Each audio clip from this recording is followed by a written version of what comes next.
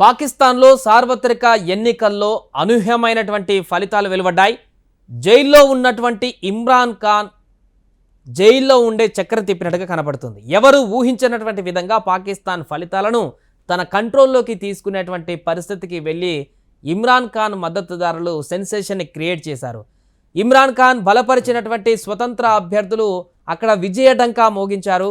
పూర్తి స్థాయిలో ఫలితాలు వెల్లడి అయిన సందర్భంలో కూడా మెజారిటీ స్థానాలు సంపాదించుకున్నటువంటి పార్టీ కాకపోయినా మద్దతుదారులుగా ఇమ్రాన్ ఖాన్ మద్దతుదారులు నిలిచారు.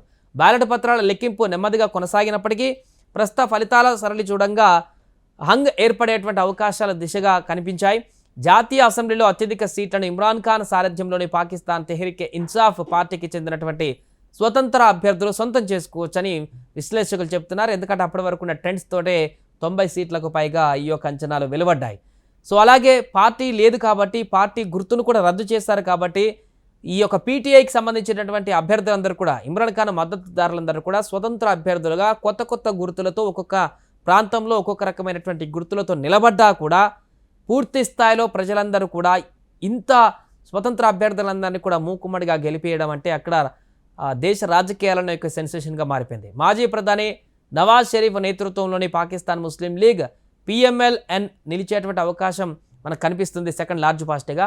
ఇక అక్కడ జాతీయ అసెంబ్లీలో అతిపెద్ద పార్టీగా PMLN అవతరిస్తుందని కూడా పేర్కొంటున్నారు. ఒకవేళ పాకిస్తాన్ జాతీయ అసెంబ్లీలో 336 సీట్లు ఉండగా అందులో 266 స్థానాలకు నేరుగా ఎన్నికలు జరిగాయి. సో మిగతా 70 స్థానాలను మైనార్టీలకు మహిళలకు కేటాయిస్తారు. ఒక స్థానంలో అభ్యర్థి మరణించడంతో ప్రస్తుతం 265 స్థానాల్లోనే పోలింగ్ జరిగింది. ప్రభుత్వం ఏర్పరచాలంటే 133 సీట్లు కావాలి. 226 స్థానాల ఫలితాలను పాకిస్తాన్ ఎన్నికల సంఘం ప్రకటించింది. సో ఇందులో ఇమ్రాన్ బలపరిచినటువంటి అభ్యర్థులు 92 సీట్లలో విజయం సాధించారు. PMLN 64, పాకిస్తాన్ పీపుల్స్ పార్టీ 50, ఇతర చిన్న పార్టీలు 20 స్థానాలు సొంతం చేసుకున్నాయి. 4వసారి ప్రధాని పదవిని అధిష్ఠించాలనుకున్నటువంటి నవాబ్ షరీఫ్, బిలవాల్ భుట్టో బెనర్జీ, జర్దారీ నాయకత్వంలోని పీపీతో కూటమి కట్టేటువంటి అవకాశాలు కనిపిస్తున్నాయి. కానీ పూర్తిగా వాళ్ళు ఆల్రెడీ ప్రకటించారు కూడా. PPP అదేవిధంగా PML రెండు పార్టీలు కూడా కలిసి సంకీర్ణ ప్రభుత్వం ఏర్పాటు చేయడానికి ముందుకు వచ్చాయి. కానీ పూర్తిగా ఇమ్రాన్ ఖాన్ బలపరిచినటువంటి అభ్యర్థుల కంటే కూడా చాలా తక్కువ సీట్లు వచ్చినటువంటి షరీఫ్ పార్టీ కానీ అటు PPP పార్టీ కానీ ఈ రెండు పార్టీల మిగతా స్వతంత్ర అభ్యర్థులతోటి ఇమ్రాన్ ఖాన్కి వ్యతిరేకంగానే తమ ప్రభుత్వాన్ని సంకీర్ణ ప్రభుత్వాన్ని ఏర్పాటు చేయడానికి ముందడుగు వేశాయి.